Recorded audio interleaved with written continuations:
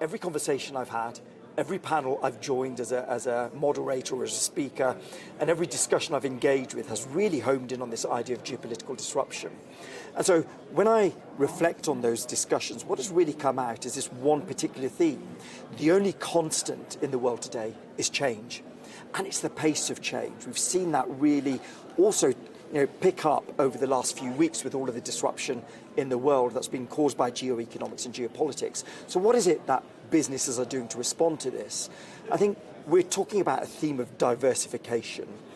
When you look at businesses, they realize that over-reliance on any single economy, on any single market, any single business partner is a vulnerability for them. So they're diversifying who they're doing business with, where their data resides, where their funds flow. And that is a big theme that is coming out of the discussions that I'm having.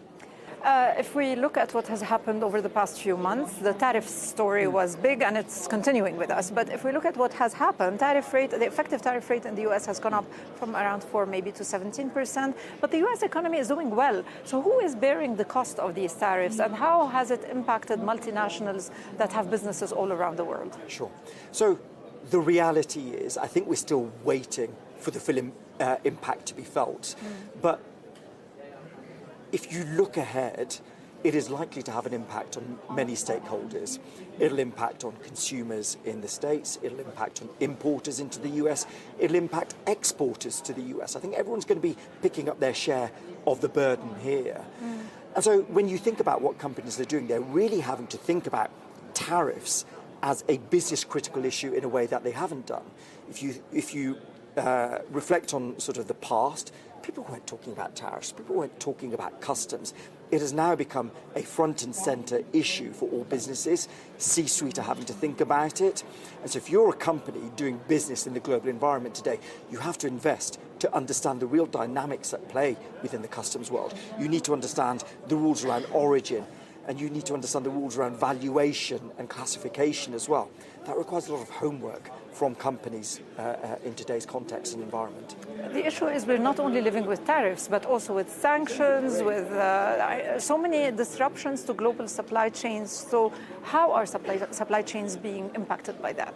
It's a good question, because national security wasn't something that businesses had to think about historically.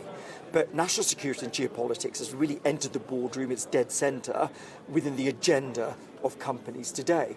And it started permeating the business world and the business regulatory space. So we've talked about tariffs. It never used to be a national security issue, it has become one. But for some time, export controls have been another area that companies have had to reflect on, where you have a variety of rules on what you can export out of your country, whether it's technology, software or goods.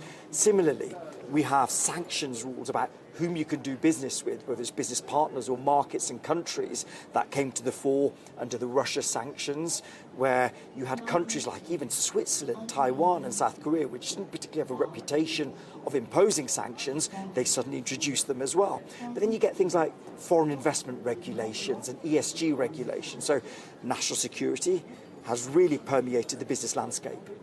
We have the possibility of extra tariffs by the US over its European traditional partners, and the EU is threatening to hit back with tariffs. Within these geopolitical themes that we are hearing about, which do you think are the sectors that are most impacted by this? A really good question. So in terms of the precise response, we're waiting to see what the Europeans will do. Obviously, if you walk around the corridors here at Davos, you hear about suggestions of counter-retaliatory tariffs. There's some suggestion that there could be an investigation launched by the EU under the anti-coercion instrument. But we'll wait to see what the precise measures are.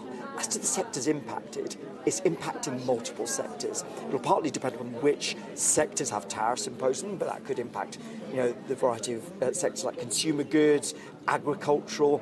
But then the broader trade wars that are emerging between trading giants is impacting energy, defence, technology, even healthcare. So I don't think any sector is immune from this. They need to prepare in advance and think about it and how to respond with nimbleness and agility.